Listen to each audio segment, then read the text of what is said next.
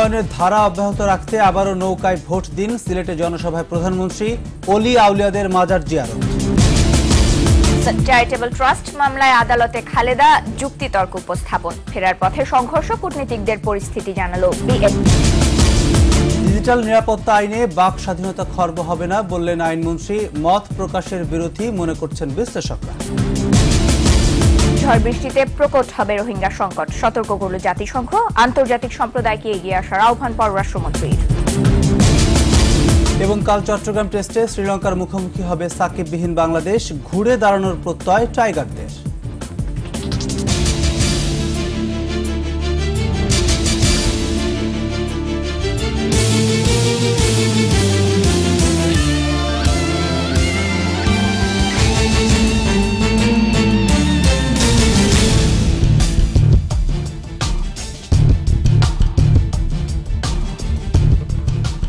শুনছিলেন first security ইসলামী bank limited সংবাদ শিরোনাম। আমন্ত্রণ জানাচ্ছি সন্ধ্যা 7টার 21 সংবাদে। আপনাদের সাথে আছি আমি প্রণব চক্রবর্তী এবং আমি নুসরাত উর্মি।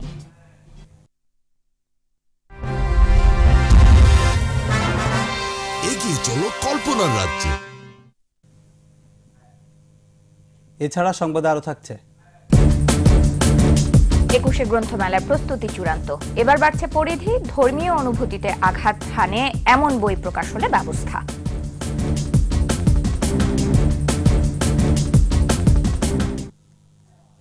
উন্নয়নের ধারা অব্যাহত রাখতে আগামী নির্বাচনেও নৌকায় ভোট দিয়ে আওয়ামী লীগকে আবারও ক্ষমতায় আনার আহ্বান জানিয়েছেন প্রধানমন্ত্রী শেখ হাসিনা। বিকেলে সিলেটে আওয়ামী লীগের জনসভায় তিনি এ আহ্বান জানান। এর আগে সিলেট পৌঁছে ওলি আউলিয়াদের মাজার জিয়ারত করেন।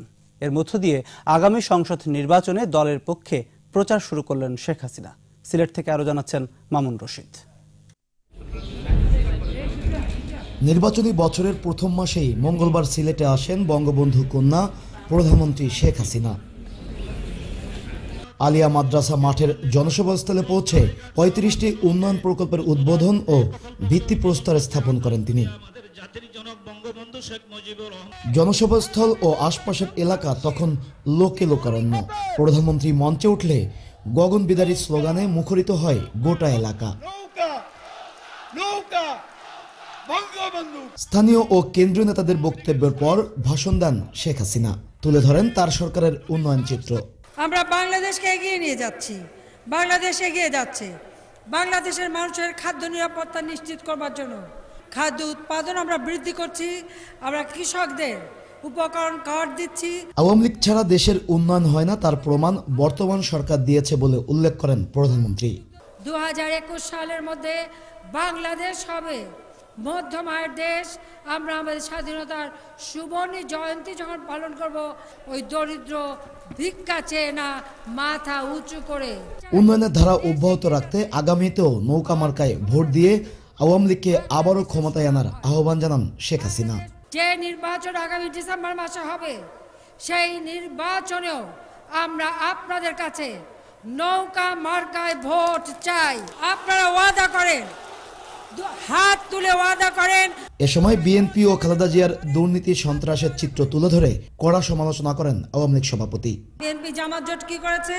মানুষ পুড়িয়ে হত্যা করে সেই পোড়া মানুষের লাশ দেখে ওই খালেদা জিয়া উৎফুল্ল হয়েছে। ওটা নাকি তার আন্দোলন। দেশকে তারা দুর্নীতিতে চ্যাম্পিয়ন বানায় আর দেশের ভাবমূর্তি নষ্ট করে। বিপথগামী হওয়া থেকে তরুণ প্রজন্মকে নিরাপদ রাখতে অভিভাবকদের সচেতন হবার আহ্বান জানান প্রধানমন্ত্রী। এর আগে সিলেটে পৌঁছে প্রথমেই হজরত শাহজালাল রহমতুল্লাহ আলাইহির মাজার জিয়ারত করেন বঙ্গবন্ধু কন্যা। এরপর হজরত শাহপুরান ও হজরত গাজী বুরহানুদ্দিন রহমতুল্লাহ আলাইহির মাজারও জিয়ারত করেন শেখ হাসিনা। মামুন রশিদ, 21 টেলিভিশন, সিলেট। খালেদা জিয়ার বিরুদ্ধে জিয়া চ্যারিটেবল ট্রাস্ট দুর্নীতি মামলায় বিশেষ আদালতে যুক্তিতর্ক উপস্থাপন শুরু হয়েছে। আইন অনুযায়ী আসামিদের সর্বোচ্চ শাস্তি 7 বছর কারাদণ্ডের দাবি জানিয়েছেন রাষ্ট্রপক্ষের আইনজীবী। পরে আসামি পক্ষের আংশিক যুক্তিতর্ক উপস্থাপন শেষে মামলার কার্যক্রম বুধবার পর্যন্ত মুলতবি করেন আদালত। প্রণব চক্রবর্তীর রিপোর্ট। জিয়া চ্যারিটেবল ট্রাস্ট দুর্নীতি মামলায় হাজিরা দিতে বেলা 12টার কিছু আগে বকশীবাজার আলিয়া মাদ্রাসা মাঠের অস্থায়ী আদালতে পৌঁছান বেগম খালেদা জিয়া। বিচারক ডক্টর মোহাম্মদ আখতারুজ্জামানের আদালতে শুরু হয় যুক্তিতর্ক উপস্থাপন। প্রথমে যুক্তিতর্ক উপস্থাপন শুরু করেন দুদকের আইনজীবী। বলেন, অস্তিত্বহীন চ্যারিটেবল ট্রাস্ট গঠনে খালেদা জিয়া প্রধানমন্ত্রী থাকা অবস্থায় ক্ষমতার অপব্যবহার করেছেন, যাতে তার নৈতিক স্খলন ঘটেছে। প্রধানমন্ত্রী থাকাকালীন অবস্থায় নিজের পদকে গোপন করে বিভিন্ন সোর্সে বিভিন্নভাবে তিনি টাকা সংগ্রহ করেছেন এবং এই টাকাগুলি পরবর্তীতে ট্রাস্টের অ্যাকাউন্টে তিনি সিগনেচার করে এই সমস্ত টাকাগুলিকে ব্যয় করেছেন। আসামিদের সর্বোচ্চ শাস্তির দাবিও জানিয়েছেন তিনি। তার দৃষ্টান্তমূলক শাস্তি হওয়া উচিত। আমরা দৃষ্টান্তমূলক শাস্তি 7 বছর চেয়েছি। রাষ্ট্রপক্ষের পর আসামি জিয়াউল ইসলাম মুন্নার পক্ষে যুক্তিতর্ক উপস্থাপন শুরু করেন তার আইনজীবী। দুদকের আইনজীবীর বক্তব্যকে ভিত্তিহীন বলে দাবি করেন তিনি। রেজিস্টারটি তিনি বলছেন নাম সর্বস্ব, যেখানে নাম আছে বেগম খালেদা জিয়ার, এটা কি নাম সর্বস্ব? তারেক রহমান, আরাফাত রহমান কোকো, আর বৈধ টাকা দিয়ে কিনা হয়েছে, এইখানে কোনো সরকারি টাকা নাই। বিএনপির ব্যক্তিগত দলীয় ফান্ডের টাকা এবং পার্টি থেকে যে টাকা সংগৃহীত হয়েছে সেটি অ্যাকাউন্টে জমা হয়েছে। সেই টাকা দিয়ে কাকরাইল বাজে মৌজায় একটি জমি ক্রয় করা হয়েছে। জিয়া চ্যারিটেবল ট্রাস্টের নামে 3,15,43,000 টাকা আত্মসাতের ঘটনায় 2010 সালে তেজগাঁও থানায় মামলা করে দুদক। বিএনপি চেয়ারপারসন বেগম খালেদা জিয়া, তৎকালীন প্রধানমন্ত্রীর রাজনৈতিক সচিব হারিস চৌধুরী ও তার পিএস জিয়াউল ইসলাম এবং মহানগর বিএনপির সাবেক সভাপতি সাদেক হোসেন খোকার ব্যক্তিগত কর্মকর্তা মনিরুল ইসলামকে আসামি করে অভিযোগ গঠনের মাধ্যমে শুরু হয় মামলার বিচার কাজ। প্রণব চক্রবর্তী, 21 টেলিভিশন, ঢাকা। এদিকে বিএনপি চেয়ারপারসন বেগম খালেদা জিয়া বিশেষ আদালতে হাজিরা দিয়ে ফেরার পথে দলীয় নেতাকর্মীদের সাথে পুলিশের ধাওয়া পাল্টা ধাওয়া ও সংঘর্ষ হয়েছে। প্রত্যক্ষদর্শীরা জানান, খালেদা জিয়ার ফেরার পথে বিএনপি কর্মীরা রাস্তায় মিছিল করেন। সুপ্রিম কোর্টের সামনে পুলিশ বাধা দিলে ধাওয়া পাল্টা ধাওয়া শুরু হয়। এ সময় বেশ কয়েকজনকে আটক করা হয়। পরে নেতাকর্মীরা প্রিজন ভ্যানে হামলা চালিয়ে আটক 2 জনকে ছিনিয়ে নেয়ার পাশাপাশি রাইফেল ভেঙে দেয় বলে জানিয়েছে পুলিশ। ওই হামলায় পুলিশ সহ বেশ কয়েকজন আহত হয়েছে।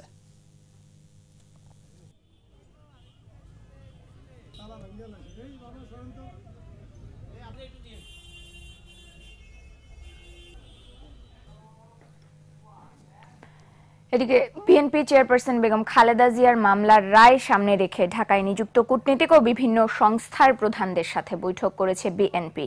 বিকেলে গুলশানে বিএনপি চেয়ারপারসনের রাজনৈতিক কার্যালয়ে দলের মহাসচিব মির্জা ফখরুল ইসলাম আলমগীর দেশের বর্তমান রাজনৈতিক পরিস্থিতি কূটনীতিকদের অবহিত করেন। বৈঠকে দুর্নীতিতে খালেদা জিয়া জড়িত না থাকা এবং অর্থ আত্মসাতের কোনো প্রমাণ না পাওয়া সহ দেশের রাজনৈতিক পরিস্থিতি তুলে ধরা হয়। উপস্থিত ছিলেন ভারত, জাপান, কানাডা সহ 20 দেশের কূটনীতিক ও ইউএসএইড সহ বিভিন্ন সংস্থার প্রতিনিধিরা।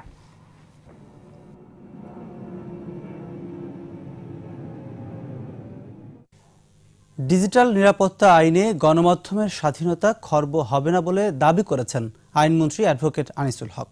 সাংবাদিকরা তথ্য ঘটনা প্রকাশ করলে তা অপরাধ হিসেবে গণ্য হবে না বলে মন্তব্য করেন তিনি। বাণিজ্যমন্ত্রী তোফায়েল আহমেদও মনে করেন, এই আইনের 32 ধারা গণমাধ্যম কর্মীদের জন্য সমস্যা হওয়ার কথা নয়। জেউ জুবায়েরের রিপোর্ট।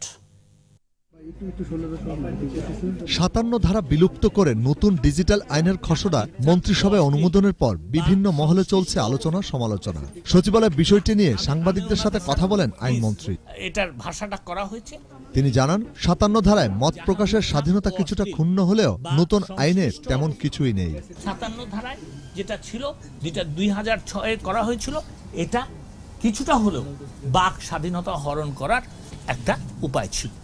এখানে এত এইভাবে স্পষ্ট করে দেওয়া হয়েছে যে এখানে প্রথম কথা, বাক স্বাধীনতা হরণ করার চেষ্টাও করা হয় নাই এবং এই আইনে বাক স্বাধীনতা কারো হরণ হয় নাই। নতুন আইনের সব বিষয় স্পষ্ট করা হয়েছে বলে দাবি করেন মন্ত্রী। কম্পিউটার সিস্টেম বা ইনফরমেশন টেকনোলজির যে সিস্টেম, ওই সিস্টেমের মাধ্যমে যদি কেউ গুপ্তচর বৃত্তি করে সেটাকে অপরাধ বলে ধরা হয়েছে। সেটার সাথে সাংবাদিকতা সাথে কোনো সম্পর্ক আছে বলে আমার মনে হয় না। আমার মনে হয় এটা অহেতুক ভীতি।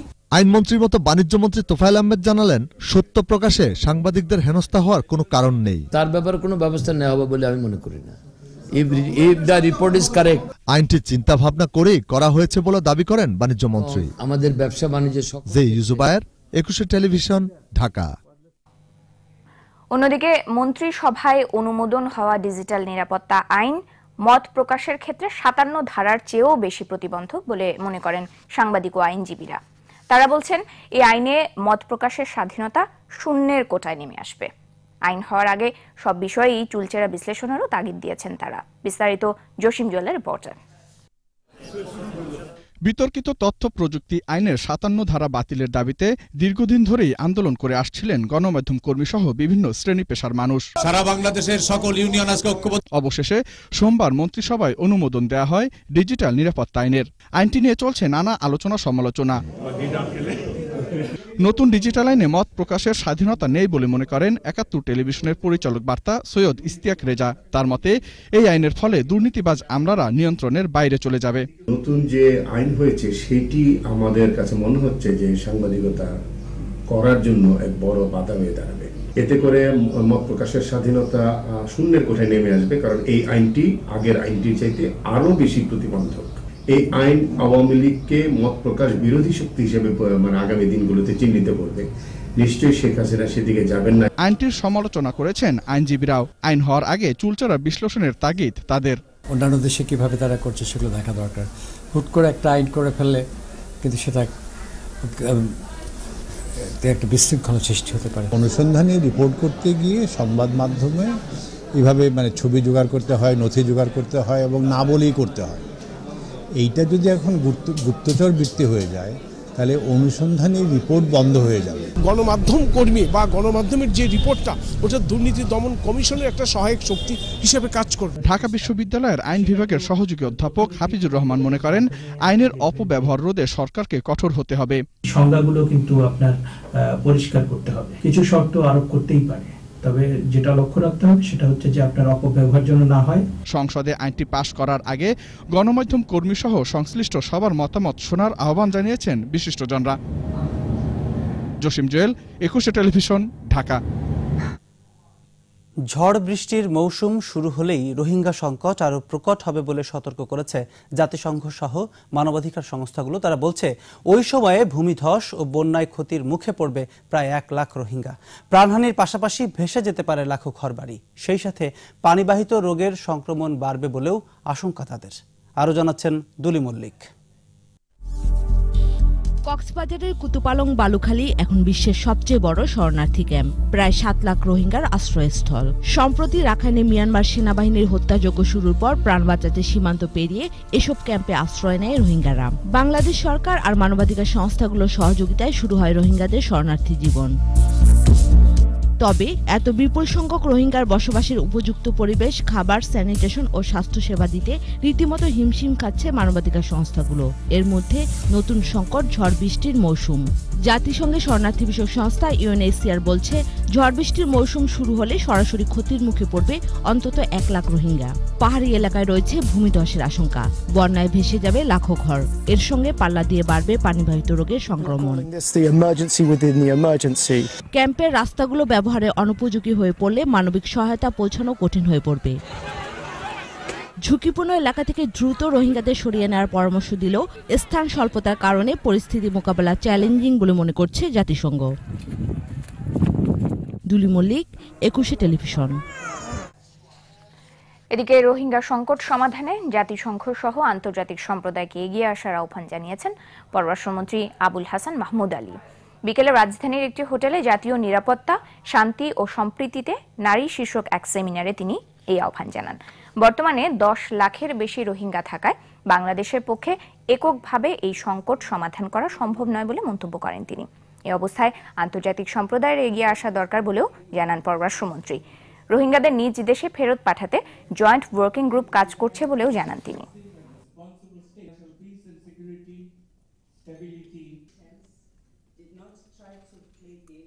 I signed a bilateral arrangement of return with Myanmar. In order to implement the arrangement, a joint working group has been set up and a physical arrangement agreement has been signed to facilitate the return of the Rohingyas to Myanmar. The international community to continue its engagement with Myanmar in this regard. Bangladesh Sri Lanka test series প্রসঙ্গ।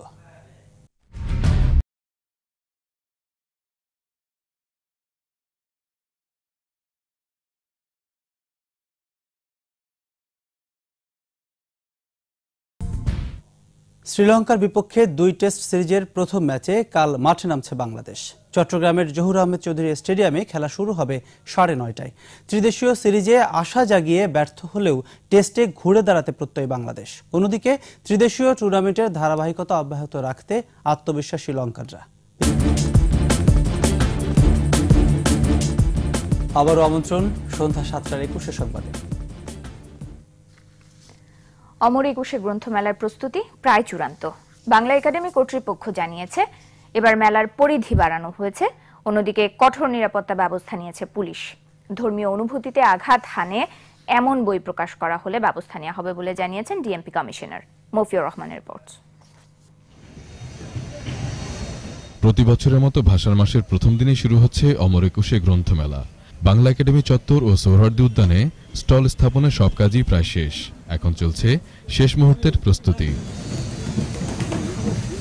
মেলা সামনে রেখে Bangla academy মিলনায়তনে এই সংবাদ সম্মেলন। একাডেমির মহাপরিচালক জানান, এবার বিস্তৃত পরিসরে হচ্ছে বইমেলা। প্যাভিলিয়ন থাকছে 24টি, আর স্টল 100টি বাড়িয়ে এবার থাকছে 719টি, আর পুরো মেলা 12টি চত্বরে ভাগ করা হয়েছে। এইবার আমরা স্টল সংখ্যা বাড়িয়েছি, ইউনিট সংখ্যা বাড়ানো হয়েছে, প্যাভিলিয়ন করা হয়েছে, নান্দনিক করার চেষ্টা করা হয়েছে। সঙ্গে সঙ্গে গোটা মেলাকে এবার 12টি চত্বরে ভাগ করা হচ্ছে। আর বাংলা একাডেমিতে সদ্য প্রয়াত লেখক শওকত আলী চত্বর, পুরো বাংলা একাডেমির শওকত আলী চত্বর হবে। এদিকে মঙ্গলবার দুপুরে মেলার প্রস্তুতি ও নিরাপত্তা ব্যবস্থা দেখতে যান ডিএমপি কমিশনার। পরে তিনি বলেন, ধর্মীয় অনুভূতিতে আঘাত হানে এমন কোনো বই মেলায় পাওয়া গেলে আইনানুগ ব্যবস্থা নেওয়া হবে। এ বিষয়ে একটি কমিটি গঠন করা হয়েছে বলেও জানান তিনি। সাম্প্রদায়িক উস্কানি দিতে পারে অথবা ধর্মীয় আবেগে আঘাত হানতে পারে এমন কোনো বই বাজারজাত করবেন না। যে পানিশেবল ধারা আছে, যে পেনাল ধারা আছে, সেই ধারাই ব্যবস্থা। একই সাথে এবারের মেলায় কঠোর নিরাপত্তা নেওয়া হয়েছে বলেও জানান তিনি। অপরাধের ধরন অনুযায়ী। মফিউর রহমান, 21 টেলিভিশন, ঢাকা। আপাতত খাদ্যশস্যের সংকট নেই বলে জাতীয় সংসদকে জানিয়েছেন খাদ্যমন্ত্রী অ্যাডভোকেট কামরুল ইসলাম। প্রশ্নোত্তর পর্বে খাদ্যমন্ত্রী বলেন, পাহাড়ি ঢল ও বন্যার কারণে হাওড়ে ব্যাপক ফসলহানি ঘটেছিল। সেই দুর্যোগ কাটিয়ে লক্ষ্য নির্ধারণ করা হয়েছিল 12 লাখ মেট্রিক টন। জনসংখ্যা বৃদ্ধির কারণে লক্ষ্যমাত্রা কমপক্ষে 15 লাখ মেট্রিক টন হওয়া উচিত বলেও জানান তিনি। প্রশ্ন উত্তর পর্বে বাণিজ্যমন্ত্রী তোফায়েল আহমেদ বলেন, পাট রপ্তানির ব্যাপারে শিগগিরই যথাযথ ব্যবস্থা নেওয়া হবে। একই সঙ্গে উত্তরাঞ্চলে প্রয়োজনীয় শিল্প প্রতিষ্ঠান গড়ারও প্রত্যয় জানান বাণিজ্যমন্ত্রী। সেটা তারা স্থগিত করেছে। এখন পাটকে আমরা অগ্রাধিকার দেই এবং এই খাতকে রপ্তানিমুখী করার জন্য আরো যা যা করা প্রয়োজন আমরা আশা করি সেটা আমরা করে যাব এবং আমাদের পাটের রপ্তানি দিন দিন আরো বৃদ্ধি পাবে। সাংবাদিকদের বেতন কাঠামো নির্ধারণে নবম ওয়েজ বোর্ড গঠন করা হয়েছে বলে জানিয়েছেন তথ্যমন্ত্রী হাসানুল হক ইনু। সচিবালয়ে মন্ত্রণালয়ের সভাকক্ষে সংবাদ সম্মেলনে তথ্যমন্ত্রী আরও বলেন, অনলাইন ও ইলেকট্রনিক্স গণমাধ্যম কর্মীরাও নতুন ওয়েজ বোর্ডের আওতায় আসবে। সুপ্রিম কোর্টের আপিল বিভাগের অবসরপ্রাপ্ত বিচারপতি মোহাম্মদ নিজামুল হককে চেয়ারম্যান করে গঠিত এই বোর্ডে 12 জন সদস্য রয়েছেন। শ্রম আইন 2006-এর 143 ধারা অনুযায়ী ওয়েজ বোর্ড গঠন করে রোববার তথ্য মন্ত্রণালয় থেকে আদেশ জারি করা হয়েছে। বোর্ডকে 6 মাসের মধ্যে সুপারিশ প্রদান করতে বলা হয়েছে। ডিজিটাল নিরাপত্তা আইন যাতে গণমাধ্যমের বিরুদ্ধে ব্যবহার করা না হয় তা নিশ্চিত করার দাবি জানিয়েছেন সাংবাদিক নেতারা। দুপুরে চট্টগ্রাম সাংবাদিক ইউনিয়নের দ্বিবার্ষিক সাধারণ সভায় প্রস্তাবিত আইনটি সংসদে পাশ করার আগে বিশেষজ্ঞদের সাথে আলোচনারও পরামর্শ দেন তারা। ইফরাজ নূরের ক্যামেরায় রিপোর্ট করছেন শিউলি শবনম। চট্টগ্রাম সাংবাদিক ইউনিয়নের দ্বিবার্ষিক সাধারণ সভায় যোগ দেন বাংলাদেশ ফেডারেল সাংবাদিক ইউনিয়ন, ঢাকা সাংবাদিক ইউনিয়নের শীর্ষ নেতারা। চট্টগ্রাম প্রেস ক্লাবের সম্মেলনের উদ্বোধন করেন বিএফইউজের সভাপতি মঞ্জুরুল হাসান বুলবুল। গণতন্ত্রকে শক্তিশালী করতে গণমাধ্যমের স্বাধীনতা রক্ষা ও সাংবাদিকদের নিরাপত্তা নিশ্চিত করার দাবি জানান সাংবাদিক নেতারা। ইলেকট্রনিক মিডিয়ার সাংবাদিকদের ওয়েজ বোর্ডের আওতায় আনা এবং 8ম মজুরি কাঠামোর ভুল সংশোধন করে নবম ওয়েজ বোর্ডের রোয়েদাদ গঠনেরও তাগিদ দেন তারা। সাংবাদিকরা বেশি কিছু চায় না, মাস শেষে তার নিয়মিত বেতন রাষ্ট্র যেভাবে ঠিক করে দিবে, এই ওয়েজ বোর্ড যেভাবে ঠিক করে দিবে, এটা মাস শেষে নিয়মিত বেতন এবং তার নিরাপত্তা মর্যাদা। প্রস্তাবিত ডিজিটাল নিরাপত্তা আইনের ৩২ ধারার বিভিন্ন দিক তুলে ধরেন বিএফইউজির সভাপতি। তবে গণমাধ্যম কর্মীদের বিরুদ্ধে কোনোভাবেই যাতে আইনটির অপপ্রয়োগ না হয় সেদিকে খেয়াল রাখারও আহ্বান জানান তিনি। সাংবাদিক সমাজের দাবিতে হচ্ছে এই যে প্রক্রিয়ার মধ্যে গণমাধ্যমের নেতৃবৃন্দ, সিনিয়র সম্পাদকবৃন্দ, সাংবাদিকতার শিক্ষকবৃন্দ এবং মত প্রকাশের স্বাধীনতা নিয়ে যারা কাজ করেন তাদের সবার সঙ্গে এই বিষয়টি নিয়ে আলোচনা করতে হবে, যাতে এইখানে গুপ্তচর, সন্ত্রাসী, জঙ্গি তাদের বিরুদ্ধে প্রয়োগের জন্য শক্ত কঠিন আইন হোক, কিন্তু ওই আইনটি যাতে গণমাধ্যমের বিরুদ্ধে ব্যবহার করা না যায়। সম্মেলনে প্রধান অতিথি সিটি মেয়র আজম নাসিরউদ্দিন সাংবাদিকদের পেশাদারিত্বের সাথে কাজ করার আহ্বান জানান। আপনাদের যে পেশাগত যে দায়িত্ব, বস্তুনিহিত সংবাদ যেটা পরিবেশন করার যে অঙ্গীকার, আমি বিনয়ের সাথে অনুরোধ করবো আপনারা সেটা করবেন। সিইউজের দ্বিবার্ষিক এই সম্মেলনে গুণীজন সংবর্ধনা ও কৃতি সাংবাদিকদের সম্মাননা জানানো হয়। শিউলি শবনম, একুশে টেলিভিশন, চট্টগ্রাম। ৮ ফেব্রুয়ারি বিএনপি নেতাকর্মীরা মাঠে না নামলে চুরি পরিয়ে দেয়া হবে। মির্জা ফখরুলের এমন বক্তব্যই দলটির দৈন্যতা প্রকাশ করে বলে মন্তব্য করেছেন আওয়ামী লীগের দপ্তর সম্পাদক আব্দুস সোবহান গোলাপ। পুরান ঢাকার বীরশ্রেষ্ঠ মতিউর রহমান উচ্চ বিদ্যালয়ে এক অনুষ্ঠানে তিনি আরও বলেন, ক্ষমতায় থাকতে বিএনপি নেতাকর্মীদের দুর্নীতি, লুটপাট, হত্যা ও সন্ত্রাসের কারণে আজ জনবিচ্ছিন্ন হয়ে পড়েছে। যে দলের প্রধান কালো টাকা সাদা করে, এতিমদের অর্থ আত্মসাৎ করে, সেই দলের নেতাকর্মীদের কোনো আদর্শ থাকতে পারে না বলেও মন্তব্য করেন আব্দুস সোবহান গোলাপ।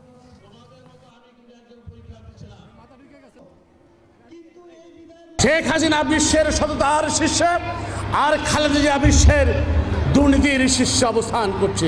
কাকে আপনারা ভোট দেবেন? সততার শীর্ষে তাকে নাকি দুর্নীতির শীর্ষে তাকে দেবেন? নিশ্চয়ই সততার পক্ষে আপনারা থাকবেন। আমি আশা করব জনতি শেখ হাসিনার জন্য আরো দোয়া করবেন। শেখ হাসিনার কাছে বাংলাদেশ নিরাপদ। এবারে আমাদের সাপ্তাহিক আয়োজন সোশ্যাল ইসলামী ব্যাংক লিমিটেড জনসচেতনতা।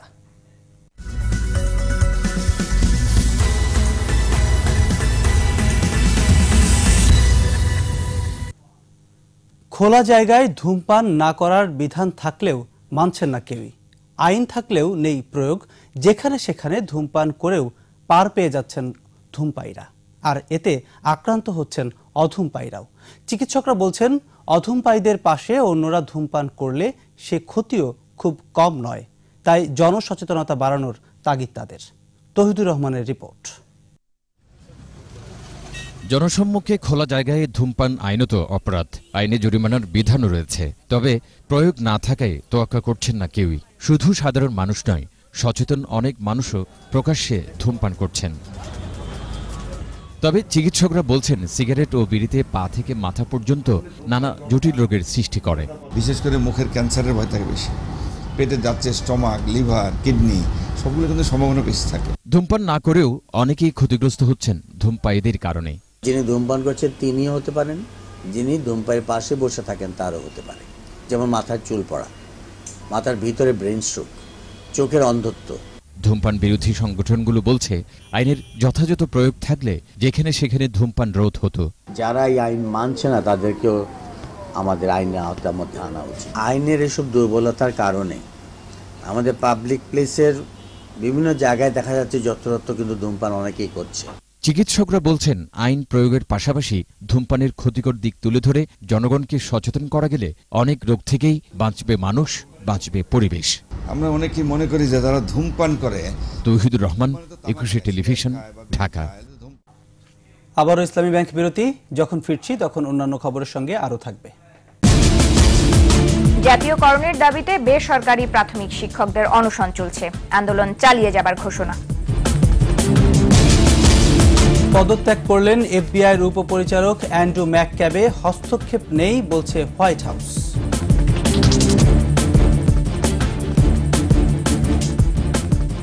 আপনারা দেখছেন সন্ধ্যা 7টার 21 সংবাদ। ঢাকা বিশ্ববিদ্যালয় কর্তৃপক্ষের আশ্বাসে প্রায় 2.25 ঘন্টা পর নীলক্ষেত মোড় থেকে অবরোধ তুলে নিয়েছে অধিভুক্ত 7 কলেজের শিক্ষার্থীরা। সকাল 11টার দিকে ভর্তি পরীক্ষায় মেধাক্রম অনুসারে বিষয় না পাওয়ার প্রতিবাদে নীলক্ষেত মোড়ে অবস্থান নেয় গ্রুপ পরিবর্তনকারী শিক্ষার্থীরা। প্রায় 2.25 ঘন্টা সড়ক অবরোধ করে বিক্ষোভ করে তারা। পরে শিক্ষার্থীদের একটি প্রতিনিধি দল বিশ্ববিদ্যালয়ের প্রক্টরের সঙ্গে সাক্ষাৎ করলে আগামী 9 ফেব্রুয়ারি মৌখিক পরীক্ষার পর মেধাক্রম অনুসারে বিষয় বণ্টনের আশ্বাস দেন তিনি। এই আশ্বাসের পরেও অবরোধ তুলে নেয় শিক্ষার্থীরা।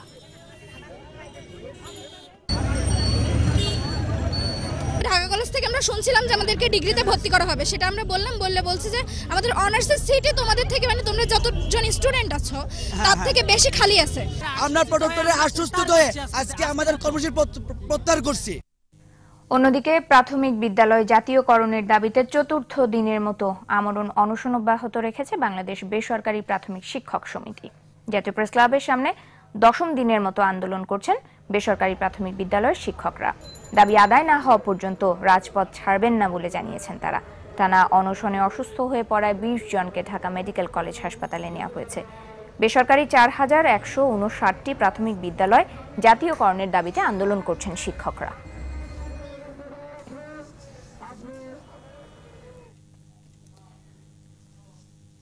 এদিকে চাকরি জাতীয়করণের দাবিতে কর্মসূচি অব্যাহত রেখেছে কমিউনিটি ক্লিনিকে কর্মরত হেলথ কেয়ার প্রোভাইডাররা। সকালে জাতীয় প্রেস ক্লাবের সামনে চতুর্থ দিনের মতো অবস্থান কর্মসূচি শুরু করেন তারা। দাবি আদায় না হওয়া পর্যন্ত কর্মসূচি চালিয়ে যাওয়ার কথা জানান তারা। দেশের বিভিন্ন এলাকায় কমিউনিটি ক্লিনিকে কর্মরত CHCPরা কর্মসূচিতে অংশ নেন।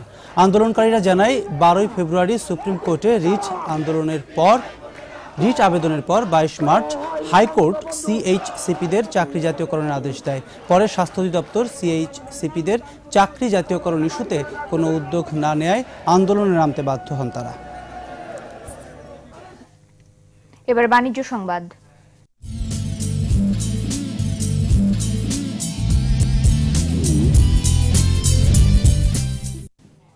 সূচক কমেছে দেশের উভয় স্টক এক্সচেঞ্জে। একই সঙ্গে দর হারিয়েছে বেশিরভাগ প্রতিষ্ঠান। মঙ্গলবার ডিএসসিতে লেনদেন হওয়া 337টি প্রতিষ্ঠানের মধ্যে দর বেড়েছে 96টির, কমেছে 201টির, আর 40টি প্রতিষ্ঠানের দর অপরিবর্তিত ছিল। দিন শেষে লেনদেন হওয়া শেয়ার ও মিউচুয়াল ফান্ডের বাজার মূল্য ছিল 399 কোটি 22 লাখ টাকা। আর ডিএসসির প্রধান সূচক DSEX 48 পয়েন্ট কমে নেমে আসে 6127 পয়েন্টে। অন্যদিকে সূচক কমেছে সিএসসিতেও। সিএসসিতে লেনদেন হওয়া 233টি প্রতিষ্ঠানের মধ্যে দর বেড়েছে 66টির, কমেছে 128টির, আর 39টি প্রতিষ্ঠানের দর ছিল অপরিবর্তিত। আর মোট লেনদেন হয়েছে 32 কোটি 18 লাখ টাকার শেয়ার ও মিউচুয়াল ফান্ড। ভাষার মাস ফেব্রুয়ারির প্রথম দিন থেকে শুরু হতে যাচ্ছে 2 দিনের জাতীয় কবিতা উৎসব। ঢাকায় পর্যাস ইউনিটিতে জাতীয় কবিতা পরিষদের সংবাদ সম্মেলনে জানানো হয়, এবারের উৎসবের মূল প্রতিপাদ্য মিয়ানমারের জাতিগত সন্ত্রাসের শিকার রোহিঙ্গা জনগোষ্ঠীর দুর্দশা। বাংলাদেশ সহ বিশ্বের 9টি দেশের কবিরা এবারের উৎসবে অংশ নেবেন। দেশহারা মানুষের সংগ্রামে কবিতা এই স্লোগানে 32তম আসর এই উৎসবে 300 কবি তাদের কবিতা পাঠ করবেন বলে জানানো হয় সংবাদ সম্মেলনে।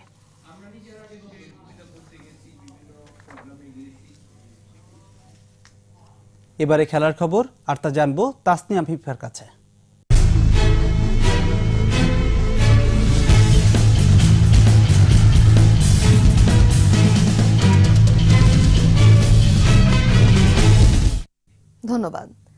2020 সালে পুরুষ ও নারী টি20 বিশ্বকাপ ক্রিকেটের আয়োজন করবে অস্ট্রেলিয়া। অস্ট্রেলিয়ার Adelaide, Brisbane, Canberra, Geelong, Hobart, Melbourne, Perth ও সিডনিতে অনুষ্ঠিত হবে টি20 ম্যাচগুলো। 21 ফেব্রুয়ারি থেকে 8 মার্চ নারী টি20 বিশ্বকাপ এবং 18 অক্টোবর থেকে 15 নভেম্বর পুরুষ বিশ্বকাপ অনুষ্ঠিত হবে।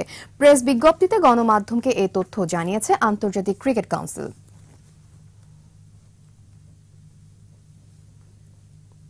এই ছিল আমার কাছে খেলার খবর। ফিরছি মূল খবরে। ধন্যবাদ আফিফা। সংবাদ শেষ করছি একটি মানবিক আবেদনের খবর দিয়ে। অর্থাভাবে নিভে যাচ্ছে ফারহাতুল মাহমুদ হাসান নামে এক শিশুর জীবন প্রদীপ। হেপাটাইটিস সি ভাইরাস, লিউকোমিয়া ও ইবিটা থ্যালাসেমিয়ার মতো জটিল রোগে আক্রান্ত শিশুটির চিকিৎসায় বোন ম্যারো ট্রান্সপ্লান্টেশন ছাড়া বাঁচানো সম্ভব নয়। এরই মধ্যে প্রায় 1 কোটি টাকা খরচ করে নিঃস্ব তার পরিবার। এমন পরিস্থিতিতে আর পথ না পেয়ে সমাজের বিত্তবান ও হৃদয়বানদের আর্থিক সহযোগিতা চেয়েছেন শিশুটির বাবা মা। স্মৃতি মণ্ডলের রিপোর্ট। ফারহাতুল মাহমুদ হাসান, মায়াবী দু চোখ আর মিষ্টি হাসিতে শিশুর সরলতা। ছোট্ট ভাই ফারদিনের সাথে খুনছুটি আর খেলায় কাটে তার সারা বেলা। তবে এরকম হাসি খুশি আর প্রাণবন্ত ফারহাতুলের জীবনে মাঝে মাঝেই ভর করে নিস্তব্ধতা। বাবা মায়ের চোখের মণি ফারহাতুল আক্রান্ত হেপাটাইটিস সি ভাইরাস, লিউকোমিয়া ও ইবিটা থ্যালাসেমিয়ার মতো জটিল রোগে। অন্য সব শিশুর মতো স্বাভাবিক জীবন নয় সন্তানের, তাই দুশ্চিন্তার সীমা নেই মায়ের। মানুষের বাচ্চা যখন খেলাধুলা করে তখন আমার মনটা অনেক খারাপ হয় যে আমার বাচ্চাটা খেলতে পারে না, বাসায় একটু খেললে ক্লান্ত হয়, বা ওর ডাক্তারে নিষেধ করছে যেন ঝাপালাপা না করে। পড়তে ভালোবাসে ফারহাতুল, কম্পিউটার ইঞ্জিনিয়ার হবার স্বপ্ন তার। মতিঝিল আইডিয়াল স্কুল অ্যান্ড কলেজের বনশ্রী শাখার 2য় শ্রেণীতে পড়তো। গেল বছরের শেষ কয়েক মাস যেতে পারেনি স্কুলে। বন্ধুদের সঙ্গ আর তাদের সাথে খেলতে না পারা ভীষণভাবে আহত করে তাকে। ইচ্ছাটা আমি গেমস খেলি, গেম ক্রিয়েটারও হইতে চাই। বাসায় থাকার চেয়ে স্কুলে গেলে মজা বেশি হয়, বন্ধুদের সাথে খেলি। ছেলের অবস্থার অবনতি হচ্ছে ক্রমশ।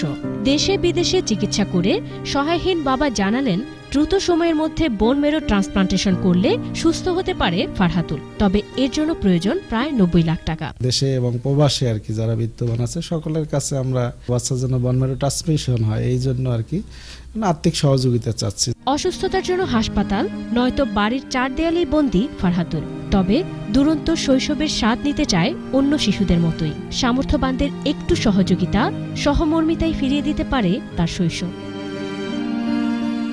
স্মৃতিমণ্ডল, 21 টেলিভিশন, ঢাকা।